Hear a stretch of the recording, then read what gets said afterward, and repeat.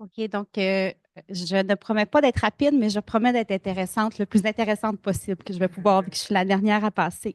Puis je suis très contente parce que je parle de réforme Barrette et d'autres que moi ont mis la table, alors on va pouvoir aller vite là-dessus.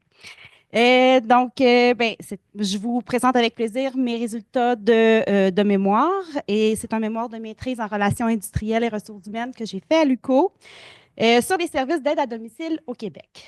Puis, ces services-là, on les obtient via les CLSC du Québec, mais ils sont maintenant mis en réseau, c'est-à-dire qu'ils sont offerts par différents prestataires de services. La conséquence immédiate, c'est que les travailleuses qui interviennent à domicile ont différentes conditions de travail et d'emploi. Ma directrice de recherche à la maîtrise est Louise Boivin, que je salue parce que je crois qu'elle est là, à l'écoute. Elle étudie ces phénomènes. Puis pour ma part, moi, je me suis intéressée à l'impact de ces conditions-là et de la mise en réseau sur la qualité des soins qui sont offerts à domicile. Donc, de façon officielle, qu'est-ce que c'est des SAD? On va les appeler les SAD pour gagner un peu de temps. Donc, ce sont les soins personnels, transfert, aide à l'alimentation, etc. Aussi, des tâches domestiques et puis aussi certains soins invasifs qu'on appelle dans le jargon des lois 90, c'est-à-dire que ces soins-là, habituellement, ils sont offerts par des infirmières auxiliaires. Mais dans le cadre d'un plan de SAD, on n'accepte qu'une préposée, qu'une travailleuse ou qu'une proche aidante réalise ces soins-là. Donc, aussi, une des particularités qui s'est accentuée dans les services d'aide à domicile, c'est que les proches aidantes sont mobilisées de facto dans leur mise en œuvre. Par ailleurs, ce sont elles qui offrent le plus grand volume de soins aux gens vulnérables, puis aux gens à domicile. Donc, le démographe Yves Carrière calcule le rapport quand il calcule l'aide à développer par l'État. Puis, je crois que toute recherche qui s'intéresse à la qualité doit tenir compte des proches aidantes à cause de cette particularité-là. Donc, c'est ce que j'ai fait. Donc, puis je me suis intéressée particulièrement aux personnes âgées en perte d'autonomie. Puis, par rapport aux résultats de recherche, là, je vais vous faire le menu habituel, là, mais par rapport aux résultats de recherche, moi, évidemment, je vais vous parler seulement de un résultat très partiel, là, pas tous les résultats, là, c'est-à-dire qu'on va se pencher sur le phénomène de responsabilisation des proches aidantes dans le cadre de l'organisation des services d'aide à domicile en réseau. Puis ça s'inscrit dans la grande famille de la division sexuelle du travail. OK, donc qualité, c'est très vaste. Moi, je me suis intéressée à un tout petit truc qui s'appelle la continuité des soins. La continuité des soins, c'est un concept à 3 dimensions qui sont reliées. Il y a la continuité informationnelle. Pour bien soigner, il faut s'appuyer sur un savoir qui a été accumulé avant sur le patient. Il y a la continuité relationnelle. Donc, pour bien soigner, ça passe par l'établissement d'une relation dans le temps. Puis, ça se calcule habituellement par le nombre de soignants par année. Puis aussi, il y a la continuité d'approche qui peut être vue comme le degré du respect de plan, ici le plan de service individualisé. Moi, je me suis beaucoup intéressée aux ruptures de soins que j'ai définies comme un bris dans la séquence planifiée des soins. Donc, ce qu'on voit, c'est que la coordination est vraiment au cœur du concept. Puis pourquoi c'est intéressant que la coordination soit au cœur du concept au Québec? Bien, c'est qu'historiquement, les travailleuses qui étaient embauchées par l'établissement public, qu'on appelle aujourd'hui les auxiliaires de services aux services de santé et sociaux, elles ont joué un rôle important dans la coordination, un rôle qu'elles ont nommé être les yeux et les oreilles du CLSC.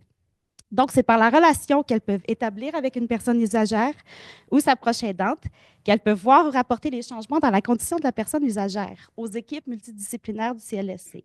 Donc, ces études-là datent du début du 21e siècle. Il y a eu des changements importants dans l'organisation, dont une externalisation de plus en plus importante, au gré des réformes inspirées de la nouvelle gestion publique, une précarisation des emplois, une déqualification du travail, etc. Là, je vais devoir passer à la prochaine parce que pour respecter le temps. Je vais vous faire très rapidement un historique des changements qui sont survenus dans les services d'aide à domicile pour que vous puissiez comprendre les beaux tableaux que je vous ai mis. Cet historique-là est basé sur les recherches de Louise Boivin, mais moi, je me suis intéressée vraiment à la réforme Barrette. Donc, les auxiliaires ont été embauchés par les établissements publics dès 1979, intégrés aux équipes du CLSC, partiellement qualifiés grâce à leur syndicalisation. On peut voir en bleu l'action sur les graphiques. Bien, dès les années 80 et de façon de plus en plus importante, on va voir arriver la main-d'œuvre indépendante. Puis, les États vont acheter une part toujours plus grande auprès de prestataires privés. Je les nomme les agences de placement de personnel, le secteur de l'économie sociale qui va être mis en place par l'État, l'achat de places dans les résidences privées pour aînés aussi via des ententes avec des établissements publics. C'est la ligne en gris dans les graphiques. Puis, finalement, le chèque emploi-service, qui est un mode de dispensation par allocation directe. Donc, la personne usagère doit recruter elle-même la travailleuse qui va offrir les soins. Puis, au départ, c'était fait ça pour les personnes qui sont en situation de handicap physique, donc capables de gérer la prestation de travail, de soins qu'elles reçoivent. Donc, dans mes graphiques, on voit l'action en orange. Donc, les graphiques que je vous montre, le programme SAPA, c'est Soutien à l'autonomie des personnes âgées. Donc, les graphiques que je vous montre, c'est les heures soins, les heures passées auprès des personnes usagères dans les programmes SAPA. Étant donné que c'est des données secondaires, c'est des données du ministère que j'ai calculées, il y a deux graphiques parce qu'il y a eu un changement méthodologique. Mais ces graphiques-là disent la même chose. C'est-à-dire qu'au début de la réforme Barrette, les prestataires privés, les auxiliaires du public occupent une part à peu près égale auprès des personnes âgées. Mais au fur et à mesure qu'on avance dans le temps, on voit qu'il y a de plus en plus d'heures soins. Puis pour y faire face à cette hausse d'heures soins, ben, on n'a pas embauché de façon massive au public. Ce qu'on a fait, c'est qu'on a offert ces heures soins aux prestataires privés, puis aussi au chèque emploi-service. Le chèque emploi-service, c'était presque pas utilisé ou c'était utilisé, mais très peu pour les personnes âgées, alors que ça prend une part de plus en plus importante. Donc, voilà. Donc, ma question de recherche, vous l'avez à l'écran. Et pour répondre à cette question de recherche, j'ai fait une étude de cas. J'ai étudié les services qui sont offerts au CIUS de l'Est de l'île de Montréal. Et la raison pourquoi j'ai pu faire ça, pourquoi j'ai décidé de faire ça, c'est que c'est un cas qui est représentatif, tant au niveau des choix des prestataires pour le programme SAPA que je vous ai montré, mais aussi pour le choix du type de contrat qui lie les prestataires privés et l'établissement public. C'est-à-dire que quand un établissement public veut acheter des services sur les marchés publics, il doit passer à travers tout un processus normé que je n'aurai pas le temps de vous décrire. Puis, la plupart des CCIUS ont décidé de s'octroyer ces services-là auprès d'agences de personnel via des appels d'offres puis un contrat à exécution sur demande. Je vais passer rapidement sur les théories utilisées. Donc, pour visibiliser l'étude de la continuité des soins, j'ai structuré l'analyse selon 3 niveaux, selon la théorie de Donabedian, qui est une théorie classique dans la qualité des soins. Donc, la continuité des soins, qui est comme le résultat, on le voit, l'analyse de 2 niveaux. Le niveau des processus de soins, ça, c'est le moment où a lieu la prestation de soins. Puis, c'est là qu'on produit la qualité qu'on veut analyser. Donc, moi, pour ma part, je me suis inspirée de l'ergonomie de l'activité et des éthiciennes du CARE, par ailleurs. Donc, c'est l'écart entre la prescription du travail et le réel du travail qui est intéressant. Dans le fond, pour ce qui est des travailleuses, moi, je me suis intéressée à tout ce qu'elles font dans le plan et en dehors du plan. Mais pour les proches aidantes, ça ne faisait pas de sens de faire ça. Ce que j'ai fait, c'est que je me suis intéressée à ce qu'elles font pour faire fonctionner ces services-là et non pas à toutes les tâches qu'elles font qui sont beaucoup plus vastes. Puis, au niveau structurel, j'ai analysé ensuite l'aspect structurel des soins avec le cadre socio-juridique de Louise Boivin, que j'ai adapté. Donc, on va y aller avec les résultats partiels. Donc, les plans de service qu'on voit sur le territoire, ce sont surtout des soins personnels, certains soins invasifs selon la loi 90. Il y a très peu d'aides domestiques. Il y en a presque plus. En théorie, c'est offert par des organismes, des entreprises d'économie sociale du territoire. Et si vous avez des questions là-dessus, je vous dirai pourquoi j'ai dit en théorie. Chaque tâche comprend un temps standard. C'est des temporalités qui sont très, très serrées, qui ne peuvent pas être changées directement et négociées par tout le monde qui vit ces services-là. Donc, pas la personne usagère, pas la proche aidante, puis pas la travailleuse. Donc, au niveau de la travailleuse, c'est vraiment l'expression d'une faible autonomie professionnelle accordée. Tout changement, y compris quand on ne change pas le temps, doit passer par une professionnelle qui travaille pour le CLSC d'habitude.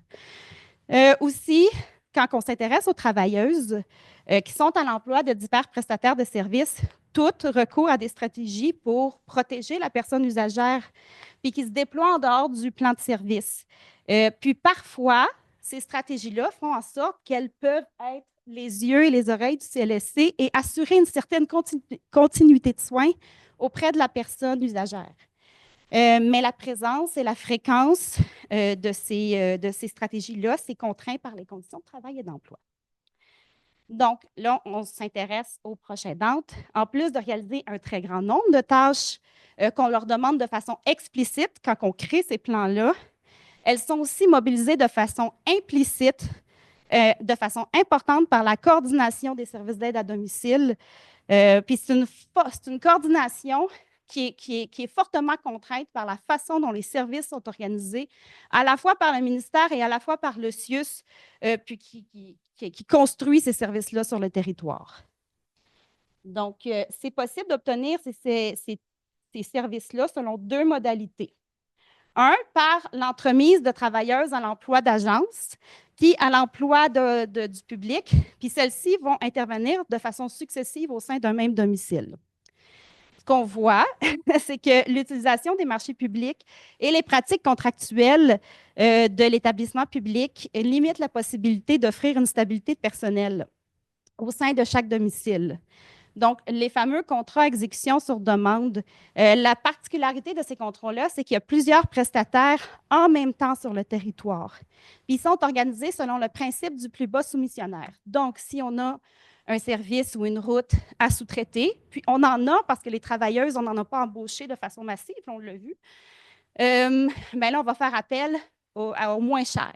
Mais s'il dit non, on va faire appel au deuxième moins cher, et etc.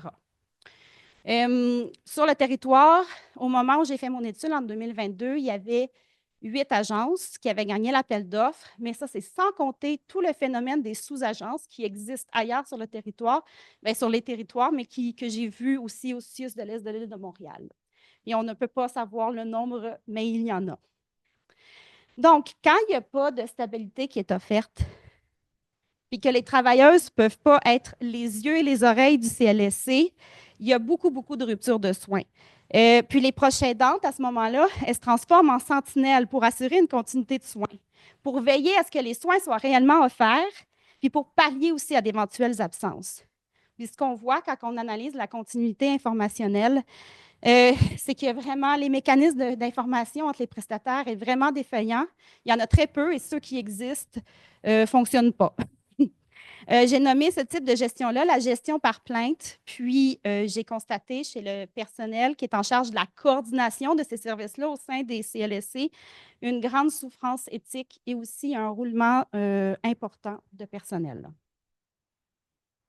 Je ne vous avais pas montré celle-là. OK, donc la deuxième façon d'obtenir ces services-là, c'est par l'entremise du programme Chèque emploi-service. Puis la personne usagère est invitée, en théorie, à recruter elle-même la travailleuse qui dispense les services d'aide à domicile. Donc, la coordination repose entièrement sur les épaules de la proche aidante dans plusieurs cas parce que ce sont des services qui s'adressent à des personnes qui sont en perte d'autonomie. Donc, quand ils arrivent puis qui ont besoin de ces services-là, ils n'ont plus l'autonomie nécessaire pour les gérer. Puis aussi, c'est un travail de gestion qui demande beaucoup de temps, qui demande beaucoup de ressources, y compris des ressources financières, même si en théorie, c'est payé par le public. Puis qui est très complexe. Il est complexe parce qu'on est dans des relations d'emploi qui sont multipartites. Donc, c'est vraiment pas évident. Puis ce travail-là est nécessaire à toute continuité des soins. Parce qu'il permet une certaine stabilité de personnel, c'est celui qui est souvent préféré, ce mode d'allocation-là, auprès des personnes qui sont les plus vulnérables, celles qui ont le besoin du plus grand nombre de prestations par jour. Pourtant, les travailleuses du chèque emploi-service, ce sont celles qui occupent l'emploi le moins rémunérateur, le plus précaire de tout le réseau. C'est difficile d'embaucher plus d'une travailleuse à cause de la façon dont ces services-là sont organisés. Donc, ce qui arrive, c'est que la travailleuse va travailler 7 jours sur 7, elle va s'épuiser, elle va démissionner. La proche aidante va devoir recommencer le processus de dotation. Puis ce qui arrive surtout depuis la pandémie, parce que maintenant c'est permis de façon officielle, c'est qu'elle ne trouvera personne Elle va avoir des problèmes d'employabilité, puis elle va décider de s'employer elle-même, de prendre l'argent du chèque emploi-service et d'offrir ces services-là elle-même auprès de la personne usagère. Donc voilà. Donc, faire ressortir le travail des proches aidants pour maintenir la qualité des soins dans les services d'aide à domicile, ça permet vraiment de voir les ratés importants, puis ça questionne l'organisation en réseau de ces services-là, à la fois dans le cadre de l'utilisation des marchés publics, mais aussi de l'utilisation du chèque emploi-service pour cette clientèle spécifique, donc les personnes âgées en perte d'autonomie. J'ai fini.